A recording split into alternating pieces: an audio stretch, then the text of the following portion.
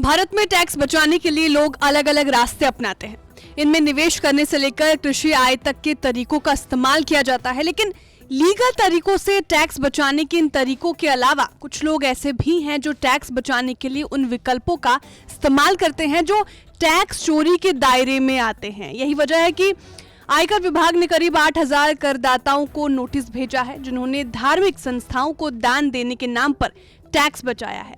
आयकर विभाग के रडार पर आए इन करदाताओं पर आय छिपाने और टैक्स चुराने के लिए चैरिटेबल ट्रस्ट्स को झूठा डोनेशन देने का शक है। जिन टैक्स पेयर्स को इनकम टैक्स डिपार्टमेंट ने नोटिस भेजे हैं, उनके चैरिटी डोनेशन का मेल उनकी कमाई और खर्च से नहीं हो पा रहा है।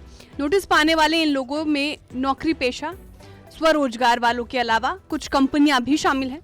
आयकर विभाग के निशाने पर वो टैक्स प्रोफेशनल्स भी हैं जिन्होंने इन करदाताओं को इस तरह के ट्रांजैक्शंस के जरिए टैक्स चोरी करने में मदद की है।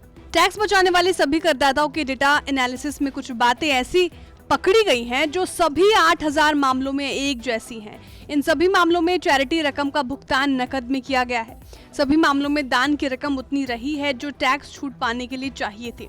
इसके अलावा लगभग सभी मामलों में कमाई खर्च के बाद दान की गई रकम इतनी ज्यादा थी जिसका नौकरी पेशा के लिए अपनी सैलरी से इंतजाम करना लगभग असंभव था। इनमें से ज्यादातर टैक्स पेयर्स ने टैक्स प्रोफेशनल्स को भी काफी ज्यादा भुगतान किया है।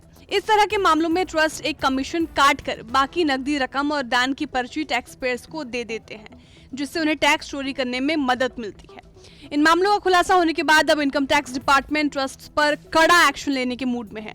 आयकर विभाग के निशाने पर वो चैरिटेबल ट्रस्ट हैं जो टैक्स पेयर्स को टैक्स चोरी करने में फर्जी बिल जारी करने के काम में लगे हैं। इन 8,000 करदाताओं को आयकर विभाग के ये नोटिस मार्च से लेकर अप्रैल के दौरान 3 हफ्तों के दौरान भेजे गए हैं। ये नोटिस असेसमेंट साल 2017-18 से 2020-21 के लिए भेजे गए हैं। इनकम टैक्स डिपार्टमेंट आने वाले दिनों में कुछ और टैक्स पेयर्स को इस तरह के मामलों में नोटिस भेज सकता है। ब्यूरो रिपोर्ट, विस्तार।